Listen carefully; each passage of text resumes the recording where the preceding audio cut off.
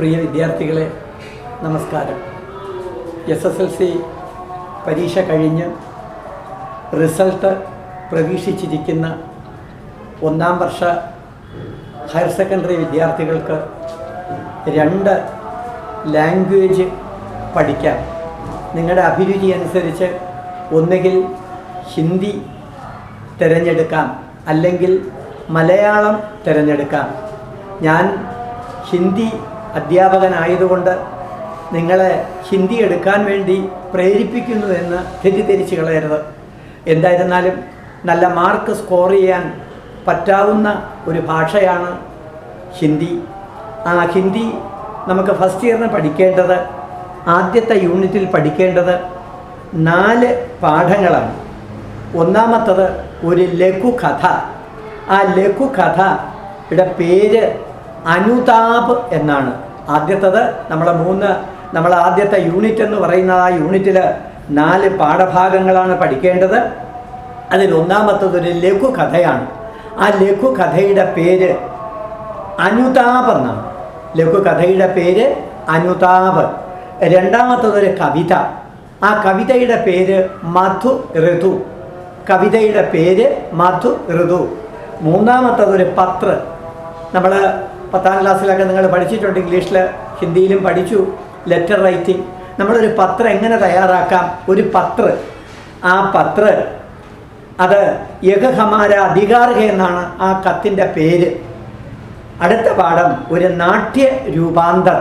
ആ നാട്യ രൂപാന്തർ പേര് ജുലൂസ്. അങ്ങനെ 4 പാഠഭാഗങ്ങളാണ് ആദ്യത്തെ ഇക്കായിൽ യൂണിറ്റിൽ നമ്മൾ അറിഞ്ഞിരിക്കേണ്ടത്. അപ്പോൾ സെക്കൻഡ് ലാംഗ്വേജ് ഹിന്ദി എടുക്കുന്ന കുട്ടികൾ പ്രത്യേകം ശ്രദ്ധിക്കുക. ഒന്നാമത്തെ യൂണിറ്റാണ് നമ്മൾ പഠിക്കാൻ പോകുന്നത്.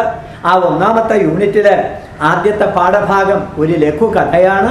ആ ലഘുകഥയുടെ പേര് അനുതാപ് എന്നാണ്. രണ്ടാമത്തതൊരു കവിത, അത് മധു ഋതു എന്നാണ് നമ്മൾ ആ കവിതയുടെ പേര്. മൂന്നാമത്തത് ഒരു കത്ത്, പത്ര, യഹ് ഹമാര അധികാർ ഹെ. അടുത്തത് നാട്യരൂപാന്തർ. ആ നാട്യരൂപാന്തറിൻ്റെ പേര് ജുലൂസ് എന്നാണ്. പക്ഷെ നമ്മൾ ആദ്യം പഠിക്കാൻ പോകുന്നത് ഒരു കവിതയാണ്. ഒന്നാമത്തെ പാഠത്തെ നമ്മൾ അല്പം ഒന്ന് ഒഴിവാക്കിക്കൊണ്ട് രണ്ടാമത് നമ്മൾ പഠിക്കാൻ പോകുന്നത് ഒരു കവിതയാണ്. ആ കവിതയുടെ പേര് ഞാൻ നേരത്തെ പറഞ്ഞു, മധു ഋതു എന്നാണ് ആ കവിതയുടെ പേര്. ഈ കവിത എഴുതിയ ആ കവിയെക്കുറിച്ചാണ് നമ്മൾ ആദ്യം പഠിക്കാൻ പോകുന്നത്. കവിത എഴുതിയത് ശ്രീ ജയശങ്കർ പ്രസാദ്. അറിയാം, ശ്രീ ജയശങ്കർ പ്രസാദ്. കവിത അദ്ദേഹത്തിൻ്റെ ഒരു ബയോഡാറ്റ പരീക്ഷയ്ക്ക് ചോദിക്കാം. ഇത്രയും പാഠം പഠിക്കുമ്പോൾ ഏതെങ്കിലും ഒരു ലേഖകൻ അദ്ദേഹത്തിൻ്റെ ആ ലേഖകൻ്റെ ബയോഡാറ്റ ഹിന്ദിയിൽ തന്നെ പറയുന്നത് ജീവൻ വൃത്ത് എന്നാണ്. ഒരു ജീവൻ വൃത്ത് പരീക്ഷയ്ക്ക് പബ്ലിക് എക്സാമിനേഷന് എഴുതാൻ ചോദിക്കും. അതിൻ്റെ പോയിൻ്റാണ് ഞാൻ പറയുന്നത്. ഒന്ന്, നമ്മളെ കവിത. ആ കവിതയുടെ പേര് മധു ഋതു എന്നാണ്. ആ മധു ഋതു എഴുതിയ കവിയാണ് ശ്രീ ജയശങ്കർ പ്രസാദ്. ജയശങ്കർ പ്രസാദ് നോക്കി വെച്ചോളാം. ആ ജയശങ്കർ പ്രസാദിൻ്റെ ബയോഡാറ്റ അല്ലെങ്കിൽ ജയശങ്കർ പ്രസാദിൻ്റെ ജീവൻ വൃത്ത് നമുക്ക് പരീക്ഷയ്ക്ക് ചോദിച്ചാൽ പോയിന്റാണ് കൊടുത്തിരിക്കുന്നത്. ഇങ്ങനെയുള്ള ചില പോയിന്റുകൾ തരും. ആ പോയിന്റിനെ വിശദീകരിച്ചു കൊണ്ടുവേണം നമ്മളൊരു ബയോഡാറ്റ അല്ലെങ്കിൽ ഒരു ജീവൻ വൃത്ത് തയ്യാറാക്കാൻ. അദ്ദേഹം ജയശങ്കർ പ്രസാദ് ജനിച്ചത് ജനുവരി മാസം 30, 1889 ജനനം. ജനുവരി മാസം 9, ജനുവരി മാസം 30, 1889 വാരണാസിയിലാണ് ജനിച്ചത്. ആ ക്ഷേത്രങ്ങളുടെ നാടായ, ക്ഷേത്രങ്ങളുടെ മഹാനഗരമായ വാരണാസിയിലായിരുന്നു ജയശങ്കർ പ്രസാദിൻ്റെ ജന്മം. അതും ഏത് സംസ്ഥാനം? ഉത്തർപ്രദേശിലായിരുന്നു അദ്ദേഹത്തിൻ്റെ ജന്മം. ശരിക്ക് ഹിന്ദിയുടെ വളർച്ച ഉണ്ടായ ഒരു സംസ്ഥാനമാണ് ഉത്തർപ്രദേശ്. ഹിന്ദി സാഹിത്യത്തിൽ അറിയപ്പെടുന്ന സാഹിത്യകാരന്മാർ, കവികളായിരുന്നാലും നാടകകൃത്തുക്കളായിരുന്നാലും നോവലിസ്റ്റുകളായിരുന്നാലും ജന്മം കൊണ്ടത് ഉത്തർപ്രദേശിലാണ്. ആ ഉത്തർപ്രദേശിലെ വാരണാസിയിൽ ജനുവരി 30, 1889 ആരുടെ ജനനം? ജയശങ്കർ പ്രസാദിൻ്റെ ജനനം. അദ്ദേഹത്തിൻ്റെ ബയോഡാറ്റ തുടങ്ങുന്നു. ശ്രീ ജയശങ്കർ പ്രസാദ് का जन्म 30 जनवरी, जनवरी माസം 30, 1889 വാരണാസി ഉത്തർപ്രദേശിക്ക് വാരണാസി മൈ ഹുവ. തീർന്നില്ല. അദ്ദേഹത്തിൻ്റെ മരണം ജനുവരി മാസം 14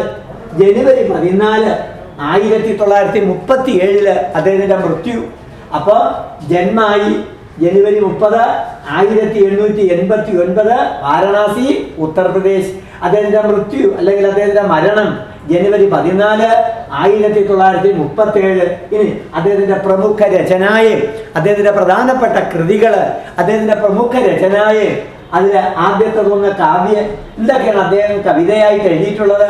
1 ചർണ, 2 ആംസു, 3 ലഹർ, 4 പ്രേമ പഥിക്, അടുത്ത് കാമായിനി.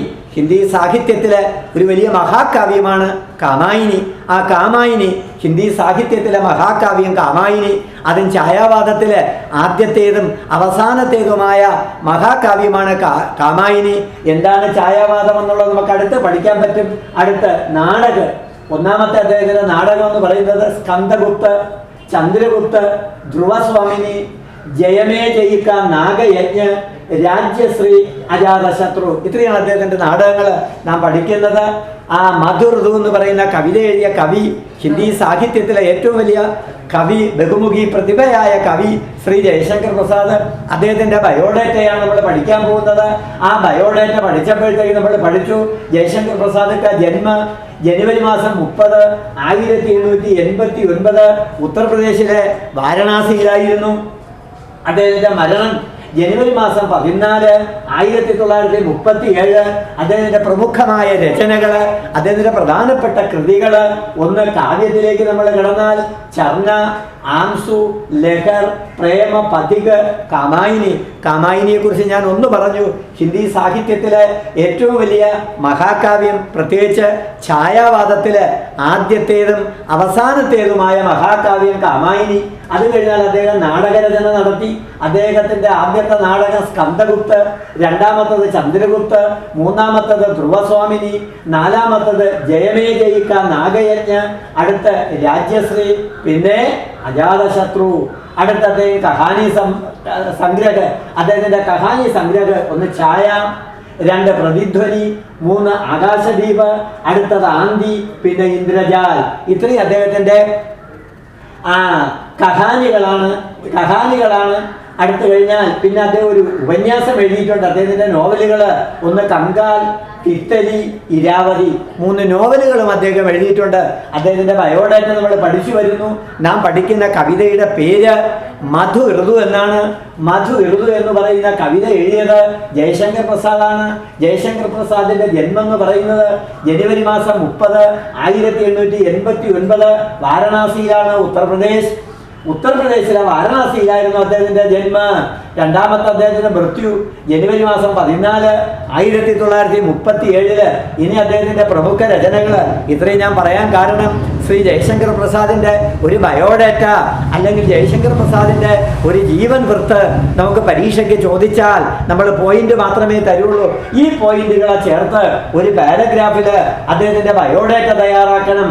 ഇനി അദ്ദേഹത്തിൻ്റെ പ്രധാനപ്പെട്ട കൃതികളാണ് നമ്മൾ പഠിക്കുന്നത്. കാവ്യം ചർണ, ആംസു, ലഹർ, പ്രേമ പഥിക്, കാമായിനി. കാമായിനി ഓർമ്മിച്ച് വെച്ചോളണം. അടുത്ത് നാടക സ്കന്ദഗുപ്ത്, ചന്ദ്രഗുപ്ത്, ധ്രുവസ്വാമിനി, ജയമേ ജയിക്ക, നാഗയജ്ഞ, രാജ്യശ്രീ, അജാതശത്രു. അതുകൊണ്ട് ഇത്രയും നാടകങ്ങൾ എഴുതി പ്രശസ്തി നേടിയതുകൊണ്ട് അദ്ദേഹത്തെ ഹിന്ദി സാഹിത്യത്തിലെ നാടക സമ്രാട്ടെന്നും അദ്ദേഹത്തെ വിളിക്കുന്നു. നാടക സമ്രാട്ട് അദ്ദേഹത്തെ വിളിക്കുന്നു. അടുത്ത കഹാനി സംഗ്രഹ, ഛായ, പ്രതിധ്വനി, ആകാശദീപ്, ആന്തി, ഇന്ദ്രജാൽ. പിന്നെ ഉള്ളത് അദ്ദേഹത്തിൻ്റെ ഉപന്യാസം കങ്കാൽ, തിത്തലി, ഇരാവതി. ഇനി അദ്ദേഹത്തിൻ്റെ സവിശേഷത എന്താണ്? അദ്ദേഹത്തിൻ്റെ പ്രത്യേകത. അദ്ദേഹത്തിൻ്റെ പ്രത്യേകത എന്ന് പറയുന്നത് പ്രതിഭാശാലി രചനാകാർ. അദ്ദേഹം അറിയപ്പെടുന്നത് പ്രതിഭാശാലിയായ രചനാകാർ. നേരത്തെ ഞാൻ പറഞ്ഞു അദ്ദേഹം നാടക സമ്രാട്ടാണ്, നാടക ചക്രവർത്തിയാണ്. ഹിന്ദി സാഹിത്യത്തിൽ അസംഖ്യം നാടകങ്ങൾ എഴുതി, അതും പൗരാണിക നാടകങ്ങളും ചരിത്ര നാടകങ്ങളും ഒക്കെ എഴുതി പേരും പെരുമയും നേടിയതുകൊണ്ട് അദ്ദേഹത്തിൻ്റെ സവിശേഷതകൾ പ്രതിഭാശാലി രചനാകാർ, പ്രതിഭാശാലിയായ കഴിവുറ്റ ഒരു നാടകക്കാർ. തീർന്നില്ല. സാഹിത്യക്ക് വിഭിന്ന വിധാവോമയും സൃജൻ. സാഹിത്യത്തിന്റെ വിഭിന്ന വിധകളിലേക്ക്, സാഹിത്യത്തിന്റെ വ്യത്യസ്ത മേഖലകളിലേക്ക് അദ്ദേഹം ഇറങ്ങിത്തിരിച്ചു. ഏതൊക്കെയാണ് സാഹിത്യത്തിന്റെ വ്യത്യസ്ത മേഖലകൾ? 1 കാവ്യ, 2 നാടക, 3 കഹാനി, അടുത്ത് ഉപന്യാസ്.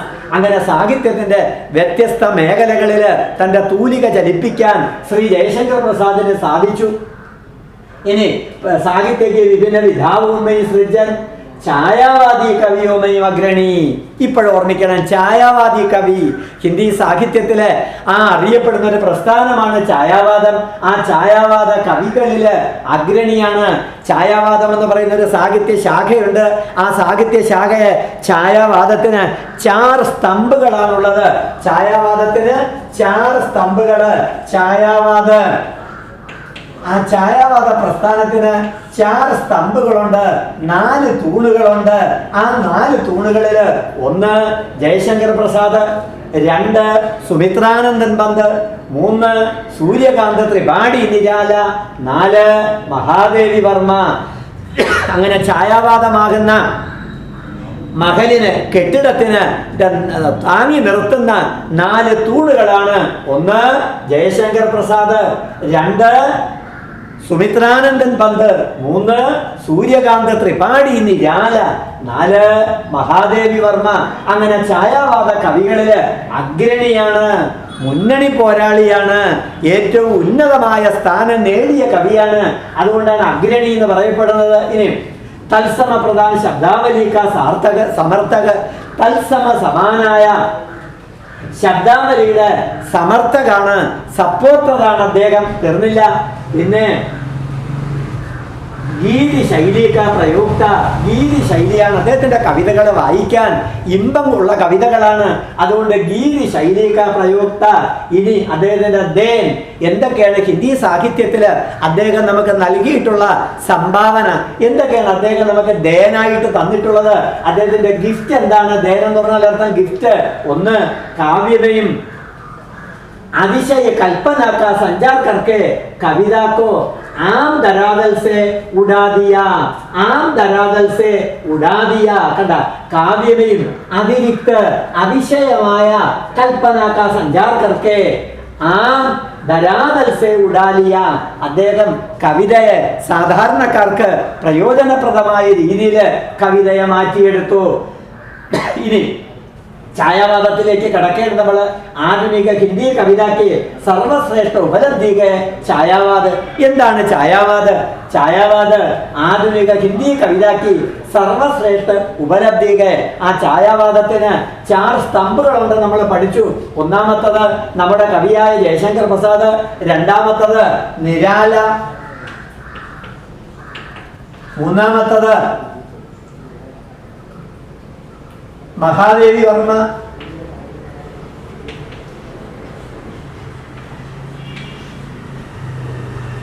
അടുത്ത് സുമിത്രാനന്ദൻ പന്ത്. അറിയപ്പെടുന്നത് പന്ത് എന്നാണ് അദ്ദേഹം അറിയപ്പെടുന്നത്. പിന്നെ ജയശങ്കർ പ്രസാദ്. അപ്പൊ 4 സ്തംഭുകളിലുള്ളത് അഗ്രണിയായ കവിയാണ് ജയശങ്കർ പ്രസാദ്. ആധുനിക ഹിന്ദി കവിതയ്ക്ക് സർവശ്രേഷ്ഠ ഉപലബ്ധിയാണ് ഛായാവാദ്.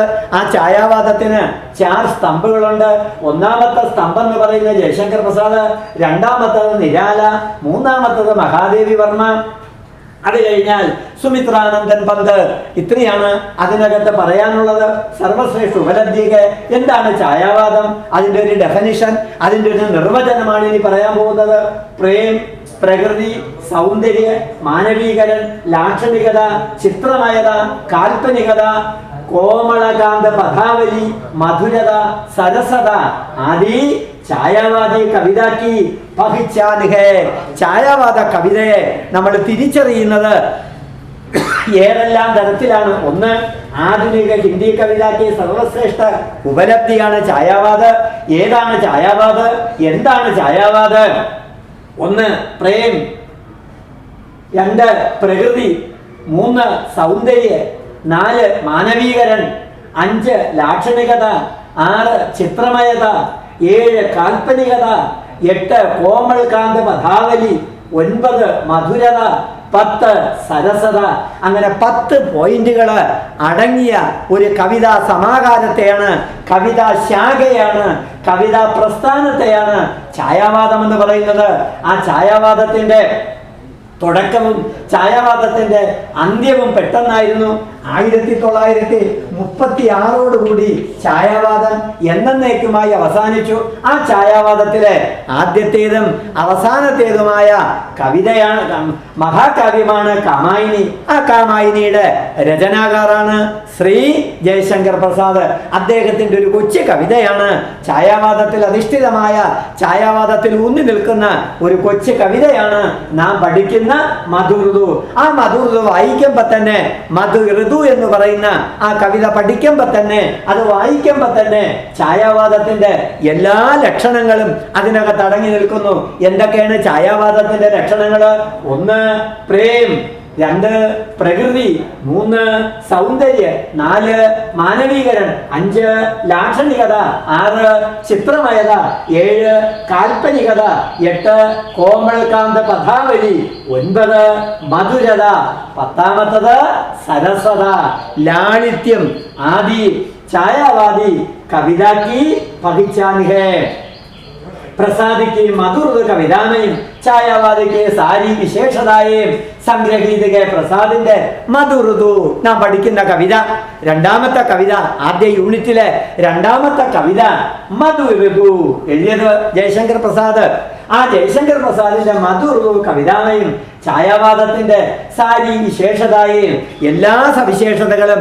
ഏതൊക്കെയാണ് ആ സവിശേഷത?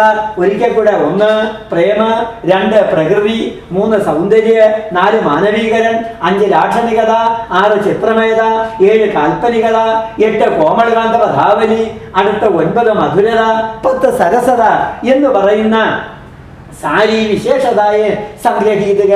അതാണ് നാം പഠിക്കാൻ പോകുന്ന ഛായാവാദ കവിത, ജയശങ്കർ പ്രസാദിന്റെ മധുഋതു. ഛായാവാദി ആ ഗീതി ശൈലിയെയും ലിഖികയെ പ്രേമ, പ്രകൃതി, അവർ സൗന്ദര്യക്ക് കവിതയാണ് ഏത്? മധുഋതു. ആ മധുഋതിയിലേക്കാണ് നമ്മൾ കടക്കാൻ പോകുന്നത്. ഇത് പഠിക്കുമ്പോഴാണ് നമ്മൾ ആദ്യം എങ്ങനെ ഛായാവാദം ഉണ്ടായി, എങ്ങനെ ഹിന്ദി സാഹിത്യത്തിന്റെ കാലവിഭാജനം ഉണ്ടായി, അതുകൂടെ നമ്മൾ അറിഞ്ഞിരിക്കണം. ഹിന്ദി സാഹിത്യത്തെ 4 കാലഘട്ടമായിട്ടാണ് തിരിച്ചിട്ടുള്ളത്.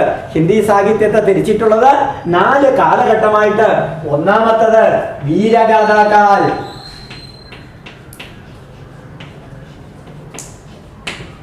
2ാമത്തത് ഭക്തികാൽ,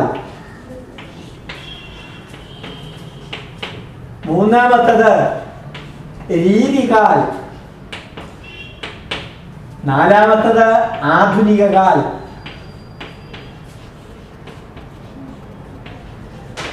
ആ ആധുനിക കാലിൽ വരുന്നതാണ് ഛായാവാദം.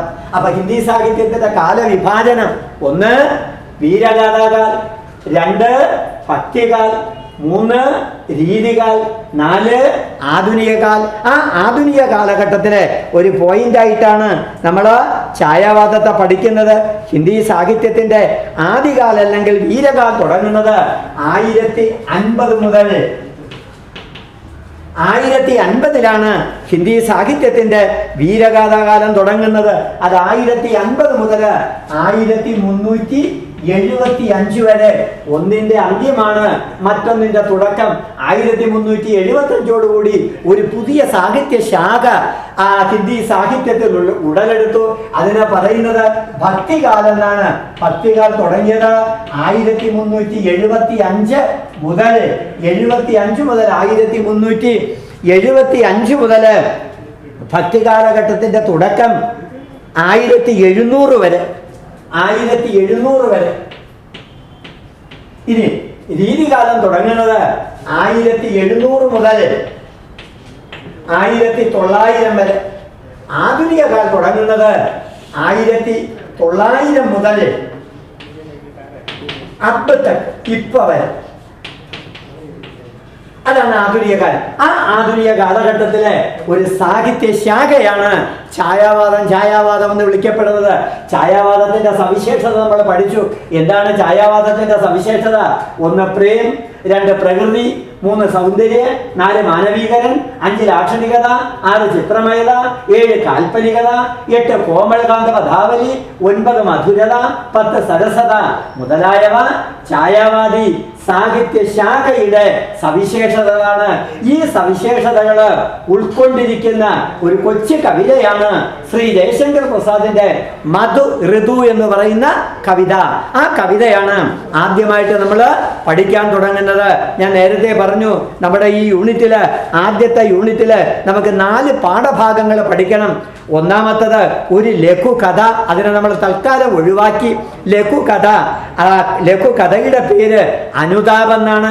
രണ്ടാമത്തത് കവിത, നമ്മൾ വളരെ പ്രാധാന്യം കൊടുത്ത് പഠിക്കാൻ പോകുന്ന ഒരു കവിത, അത് മധുഋതു. മൂന്നാമത്തത് ഒരു പത്ര യഹ് ഹമാര അധികാര, നമ്മുടെ അധികാരങ്ങളും അവകാശങ്ങളും വിളിച്ചോതുന്നത്. അടുത്തത് ഒരു നാട്യരൂപാന്തർ, ആ നാട്യരൂപാന്തർ ജൂലുസ് എന്നാണ് പറയപ്പെടുന്നത്. അപ്പൊ നമ്മൾ അതിനെല്ലാം ഒഴിവാക്കിക്കൊണ്ട് ഫസ്റ്റ് യൂണിറ്റിൽ നമ്മൾ പഠിക്കുന്ന ഒരു കൊച്ചു കവിത ജയശങ്കർ പ്രസാദിന്റെ മധുഋതു എന്ന് പറയുന്ന കവിത. മധുഋതു എന്ന് പറയുന്ന കവിതയിലേക്ക് നമ്മൾ കടക്കുന്നു. ശ്രദ്ധിച്ചോളാം. അരേ ആഗയി ഹേ ഫൂലിസി യഹ് മധുഋതു दो दिन को छोटी सी कुड़िया मैं रजादुम न्यायी व्यथा सातिन को. अरे कवि പറയുന്നു, अरे आ गई है फूली सी यह मधु ऋतु 2 दिन को छोटी सी कुड़िया मैं रजादुम न्यायी व्यथा सातिन को. എന്താണ് മധു ഋതു? ആരാണ് മധുഋതു എഴുതിയത്? പഠിച്ചു, ജയശങ്കർ പ്രസാദ്. ഹിന്ദി സാഹിത്യത്തിലെ അഗ്രണിയായ കവി, ഛായാവാദ പ്രസ്ഥാനത്തിൻ്റെ പ്രമുഖനായ കവി, നാടകകൃത്ത്, കഥാകൃത്ത്, നോവലിസ്റ്റ്, അങ്ങനെ സാഹിത്യത്തിൻ്റെ വ്യത്യസ്ത മേഖലകളിൽ തൻ്റെ വ്യക്തിമുദ്ര പതിപ്പിച്ച കവി. അദ്ദേഹം എഴുതുന്നൊരു കൊച്ചു കവിത, എഴുതിയൊരു കൊച്ചു കവിത മധുഋതു. അർത്ഥം വസന്തകാലം. മധുഋതു എന്ന് പറഞ്ഞാൽ അർത്ഥം വസന്തകാലം. ആ വസന്തകാലത്തെക്കുറിച്ചാണ് കവി പറയുന്നത്. അരേ ആഗയി ഹേ, ദാ വന്നിരിക്കുന്നു. എങ്ങനെ? ഫൂലീസി, വഴിതെറ്റിയവളെ പോലെ. ഈ കാലഘട്ടം വഴിതെറ്റി വന്നതല്ലേ എന്ന് തോന്നിപ്പോകുന്നു. യഹ് മധുഋതു 2 दिन को, 2 ദിവസം കൊണ്ട് വഴിതെറ്റിയവളെ പോലെ ഈ മധുഋതു ഹമാരെ സംസാർമേയും ഹമാരെ ദേശിമയും ആഗയിക. അതും എങ്ങനെ? ചോട്ടീസി കുടിയ മൈൻ്റെ ജാതും നൈ വ്യഥ സാത്തിൻ കോ. എൻ്റെ പുതിയ സാത്തിൻ കൂട്ടുകാരിക്ക് ഞാനൊരു ചോട്ടീസി, ഒരു കൊച്ച് കുടിയ, ചോമ്പടി, ഒരു കുടില്, മയും രചാതും, ഞാൻ സൃഷ്ടിച്ചു തരാം. മയും രചാതും, രചന അർത്ഥം സൃഷ്ടിക്കുക, മെയും രചാതും ഞാൻ സൃഷ്ടിച്ചു തരാം. അപ്പോൾ കവി പറയുന്നു, എന്താണ് കവിയുടെ കാഴ്ചപ്പാട്? കവി പറയുന്നു, അരേ ആഗയിഹേ ഫൂലീസി, വഴിതെറ്റിയ പോലെ, വഴിതെറ്റിയവളെ പോലെ ഭൂലീസി. യഹ് മധുഋതു 2 दिन के लिए, 2 ദിവസത്തേക്ക് വേണ്ടി വന്നിരിക്കുന്നു. അപ്പം മധുഋതു കവിതാമയും വസന്തകാലീന് ശോഭാക്ക, വസന്ത കാലഘട്ടത്തിലെ ശോഭയെ ചിത്രം കിയാ ഗയാ ഹേ. കവി कहते हैं വസന്തകാലീന രൂപി അപ്പനി പ്രേമിക മാർഗച്യുത് ഹോക്കർ ആയി ഹേ. മാർഗച്യുത് ഹോക്കർ, എന്താണ് മാർഗച്യുത്? വഴിതെറ്റിയവളെ പോലെ. പുതിയ വാക്കുകൾ പഠിക്കേണ്ടി വരും. ഹയർ സെക്കൻഡറി ആണ്, അല്പം കൂടെ സ്റ്റാൻഡേർഡ് കൂടിയാണ് നമ്മൾ പഠിക്കേണ്ടത്. മാർഗച്യുത് ഹോക്കർ ആയി ഹേ. അപ്പം മധുർ കവിതയിൽ കവി വസന്തകാലീന ശോഭാക്ക ചിത്രം കിയാ ഗയാ ഹേ. വസന്ത കാലഘട്ടത്തില് ശോഭയാണ് ഇവിടെ വർണ്ണിക്കുന്നത്. എന്നിട്ട് കവി പറയുന്നു, കവി कहते വസന്തകാലീന രൂപി അപ്പനി പ്രേമിക, അപ്പനി സാത്തിൻ തൻ്റെ കൂട്ടുകാരി മാർഗച്യുത് ഹോക്കർ ആയി ഹേ. ഇനി അടുത്ത് നൈവദ സാത്തിൻ കോ, അവൾ എങ്ങനെയുള്ളവരാണ്? വേ അത്യധിക ദുഃഖി വി ഹേ. വക് അല്ലെങ്കിൽ വേ തൻ്റെ സാത്തിൻ, തൻ്റെ പ്രേമിക അത്യധിക ദുഃഖി ഭീകെ, അങ്ങേറ്റം ദുഃഖാർത്ഥയാണ്. ദുഃഖി ഭീകെ യഹാം പ്രകൃതി വസന്തകാലീന് പ്രേമിക കേലിയെ ഏക്ക് ലതാക്കി കുടിയ അല്ലെങ്കിൽ ചോമ്പടി ബനായിക, നിനക്ക് വേണ്ടി ഞാനൊരു പുതിയ ചോമ്പടി ഉണ്ടാക്കി തരാം, കുടിയ ഉണ്ടാക്കി തരാം. ചോമ്പടി കുടിയ, കുടിയ എന്ന് പറഞ്ഞാൽ അർത്ഥം കുടില്, ചോമ്പടി നിനക്ക് തങ്ങാൻ, നിനക്ക് താമസിക്കാൻ. ക്യോങ്കി തൂ പദച്ചുതുകെ, വഴിതെറ്റി വന്നവളാണ്, നിനക്ക് തങ്ങാൻ വേണ്ടി, നിനക്ക് താമസിക്കാൻ വേണ്ടി. തുച്ഛേ ടഹർനെ കേലിയെ, നിനക്ക് തങ്ങുന്നതിന് വേണ്ടി. ഏക്ക് ചോട്ടീസി കുടിയ മെയ്രചാതും, തീർന്നില്ല. വസുധാനീച്ചേ ഊപ്പർ നബുഹോ നീട് അലഗ് സബ്ഹോ. വസുധാനീച്ചേ, വസുധ അർത്ഥം ഭൂമി, വസുധ ഭൂമി. നിനക്ക് വസുധ ഉണ്ടാക്കി തരാം, നിനക്കൊരു ഭൂമി. വസുധാനീച്ചേ, വസന്തകാലീന വാതാവരണയും പ്രകൃതിയുമേയും ആശാരൂപി വൃക്ഷ, ആശാരൂപി ആശയാകുന്ന പ്രശ്നങ്ങൾ പ്രയാസങ്ങൾ എല്ലാം തരണം ചെയ്തിട്ട് ആശാസേ അങ്കുർ ചൂലേങ്കേ. അപ്പം വസുധ നീച്ചേ ഭൂമി, താഴെയെങ്കിൽ ഊപ്പർനബുഹോ ആകാശം മുകളിൽ, നീട് അലഗ് സബ്സേകോ എന്തിൽ നിന്നും ഏതിൽ നിന്നും വ്യത്യസ്തമാണ് നിന്റെ നീട്. നീട് പക്ഷിക്കൂട്. ചാട് കണ്ടുക്കേ ചിരു പച്ചടുമേ, ചാട് കണ്ടുക്കേ വനത്തിലെ ചിരമായ ശാശ്വതമായ പച്ചടുമേം, പച്ചട് ഇലകൊഴിയുന്ന കാലം, ശിശിരകാലം. പച്ചടുമേം ഭാഗോ ഓടുന്നു, ഓടി ഒളിക്കുന്നു. സൂക്കേ തനികേ ഉണങ്ങിയ പുൽക്കൊടികളെല്ലാം മാറി, ഇപ്പം എല്ലാം പച്ചപ്പിടയാണ്. എവിടെ നോക്കിയിരുന്നാലും ഹരിയാലിക്ക് ഹരിയാലി. ക്യോങ്കേ മധുർദൂഹേ, വസന്തകാലമാണ്. മധുർദൂക്ക ആഗമൻ കർത്തേ ഹുയേ, മധുർദൂക്ക ആഗമൻ की सूचना देते हुए कवि श्री जयशंकर प्रसाद जी कहते हैं ചാട് കണ്ടുക്കേ വനത്തിൻ്റെ ചിരപച്ചടുമേ, ചിരമായ പച്ചടില് ഭാഗോ സൂക്കേത്തിനകെ, അല്ലയോ ഉണങ്ങിയ പുൽക്കൊടികളൊക്കെ ഓടി മാറുന്നു. ആശാസെ അങ്കുർ ചൂലേങ്കേ പല്ലവ് പുളകിത് ഹോങ്കേ. ആശാസെ ആശയുടെ ആശാരൂപി അങ്കുർ, ആശയാകുന്ന പ്രതീക്ഷയാകുന്ന അങ്കുർ മുള ചൂൽത്താകെ ആടുന്നു. ആശാസെ അങ്കുർ ചൂലേങ്കേ പല്ലവ് തളിരുകൾ പുലകിത് ഹോങ്കേ പുളകിതായി മാറിയിരിക്കുന്നു. അങ്ങനെ വന്നപ്പോൾ മേരേ കിസലയിക്ക ലഘുഭാവയുക കവി ഫിർ കൽത്തേകെ മേരേ കിസലയിക്ക, എൻ്റെ തളിര്, കിസലയ് അർത്ഥം തളിര്, തളിര്. മേരേ കിസലയിക്ക ലഘുഭാവ്, ലഘുവായൊരു ഭാവ്. യഗ് ആഹ് കലേഗാക്കിൻകോ, ആർക്ക് വേണ്ടിയാണ് ഈ ആഹ്? ആഹ് എന്ന് പറഞ്ഞാൽ അർത്ഥം ദീർഘനിശ്വാസം. ആഹ് ദീർഘനിശ്വാസം. പല്ലവ് പുളകിത് ഹോത്തി രഗത്തീകെ, അർത്ഥാത് കവി കെ ജീവന്മയും നൈ സ്ഫൂർത്തി കാ ഉദയ ഹുവാകെ. ഇത്രയും പറഞ്ഞതിൻ്റെ അർത്ഥം കവിയുടെ ജീവിതത്തിൽ വസന്ത ഋതുക്കെ ആഗമൻസെ കവി കെ ജീവന്മയും ഏക്ക് നൈ സ്ഫൂർത്തി, ഒരു പുതിയ ഉണർവ്, ഒരു പുതിയ ഉന്മേഷം ആകയുക. ഇനി മേരേ കിസലയിക്കാ ലഘുഭാവിയക ആഗ് കലേഗാ കിൻകോ സിഗർ ഭരി കാമ്പിത്തിയാവേഗി മലയാനിലിക്കി ലഹരേ. സിഗർ ഭരി, സിഗർ എന്ന് പറഞ്ഞ അർത്ഥം രോമാഞ്ചം. സിഗർ ഭരി കാമ്പിത്തിയാവേങ്കി വിറച്ചുകൊണ്ട് വരുന്നു. മലയാനിലിക്കി ലഹരേ. എന്താണ് മലയാനില്? മലയപർവ്വതം. മലയപർവ്വതം ഏറ്റവും കൂടുതൽ സുഗന്ധദ്രവ്യങ്ങൾ ഉൾക്കൊണ്ടുവരുന്ന കാറ്റാണ് മലയപർവ്വതത്തിൽ നിന്ന് വരുന്ന കാറ്റ്. അതിൽ സുഗന്ധദ്രവ്യങ്ങളുണ്ട്. മഞ്ഞളിൻ്റെയും ചന്ദനത്തിൻ്റെയും കുരുമുളകിൻ്റെയും ഏലത്തിൻ്റെയും ഒക്കെ മണം, സുഗന്ധം മലയാനിലുണ്ട്. ആ മലയാനില് മലയപർവ്വതത്തിൽ വരുന്ന ലഹരി തിരമാല വീശി അടിക്കുന്നു.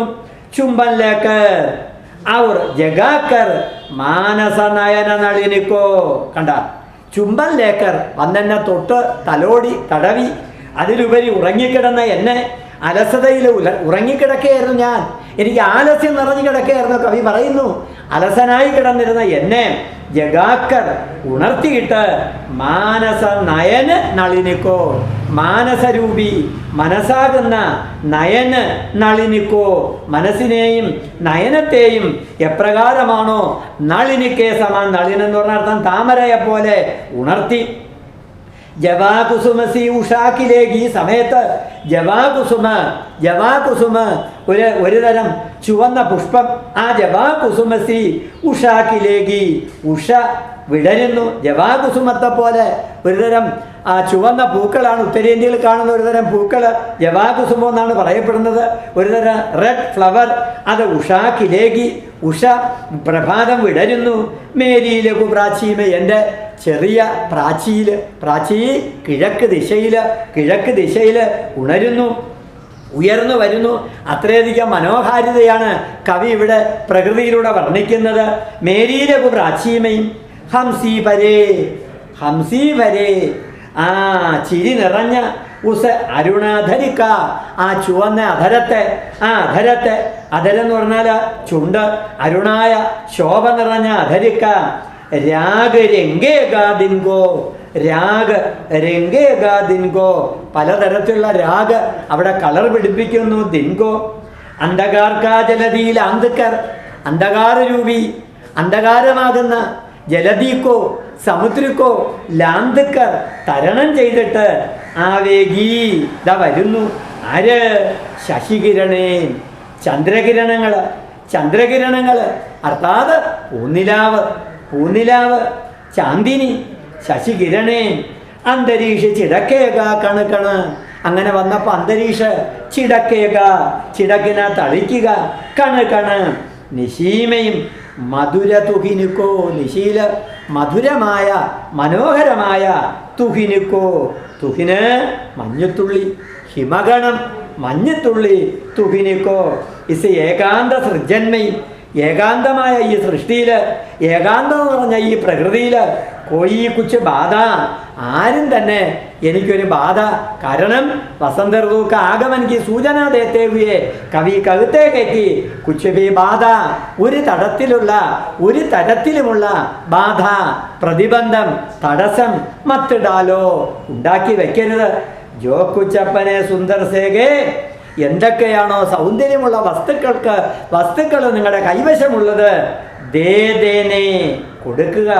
ദോ ഇൻകോ ഈ മധുഋതുക്കോ ദേന തുമാരാ കർത്തവ്യഹേ. അപ്പൊ കവി വസന്തകാലീന് ശോഭാക്ക വർണ്ണം കർത്തേവ്യേ കവിത്തേകി. ഇവിടെ എന്തൊക്കെയാണ് പറയുന്നത്?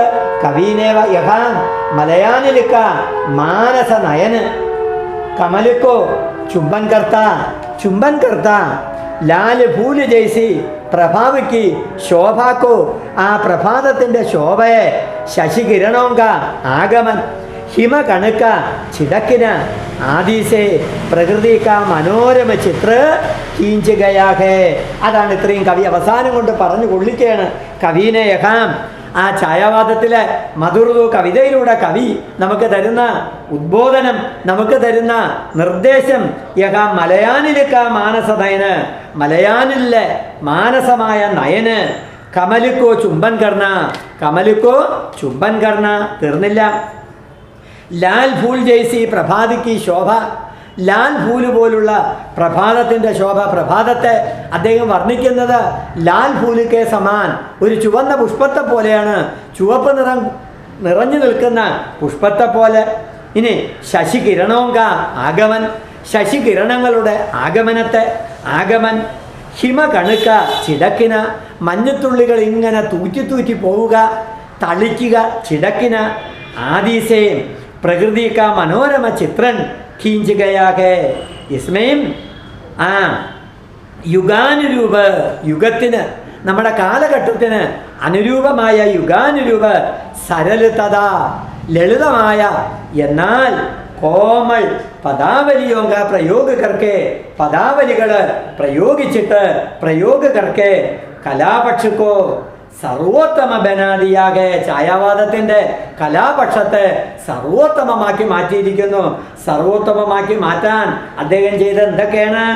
മലയാനിലിക്ക മാനസ നയന കമലിക്കോ ചുംബൻ കർണ ലാൽ ഫൂൽ ജയ്സി പ്രഭാതിക്ക് ശോഭ ശശികിരണോങ്ക ആഗമൻ ഹിമ കണുക്ക ചിടക്കിന ആദീസേ പ്രകൃതിക്ക മനോരമ ചിത്രൻ ഖീഞ്ചുകയാകെ.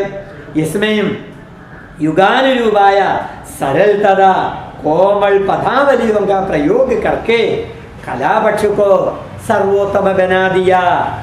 ജവാകുസുമ ജൈസി ഉഷ, ജവാകുസുമ പോലുള്ള ഉഷ, റെഡ് കളറോട് കൂടിയ ആ ഫൂലിക്കെ സമാൻ പുഷ്പത്തെ പോലുള്ള ഉഷ, മാനസ നയന നളിന് ആദി പ്രതീകങ്ങളാൽ ആ പ്രതീകോസെ പരിയൊക്കെ കവിത ഛായാവാദ യുഗത്തിലെ ഉത്തമമായ മനോഹരമായ ഒരു പ്രമാണം തന്നെയാണ്. ഇത്രയാണ് നമ്മൾ മധു ഋതുവിൽ ആമുഖമായി പഠിച്ചിട്ടുള്ളത്. അപ്പം മധു ഋതു എന്ന് പറയുന്ന കവിത ആമുഖമായിട്ട് ഞാൻ പറഞ്ഞു തീർത്തു. ഇനി ഇതിൻ്റെ അടുത്ത പിന്നാലെ ഇതിൻ്റെ നോട്ട്സ് പറഞ്ഞ് തരും, അത് എക്സ്പ്ലെയിൻ ചെയ്തു തരും. അതുവരെ ഇത് ഒന്ന് ഭംഗിയായിട്ടൊന്ന് നോക്കി, പുസ്തകങ്ങളൊക്കെ ഉണ്ടെങ്കിൽ വാങ്ങിച്ചോളാം, പുസ്തകങ്ങൾക്കൊന്നും മാറ്റമില്ല, വാങ്ങിച്ച് വെച്ചിട്ട് പഠിക്കുക. ആദ്യത്തെ പാഠഭാഗം നമ്മൾ ഒഴിവാക്കിക്കൊണ്ട് രണ്ടാമത്തെ കവിതയിലേക്കാണ് നമ്മൾ കടന്നത്. കവിതയുടെ പേര് നമുക്ക് എല്ലാവർക്കും അറിയാം, മധു ഋതു എന്നാണ് കവിതയുടെ പേര്. എഴുതിയത് ജയശങ്കർ പ്രസാദാണ്.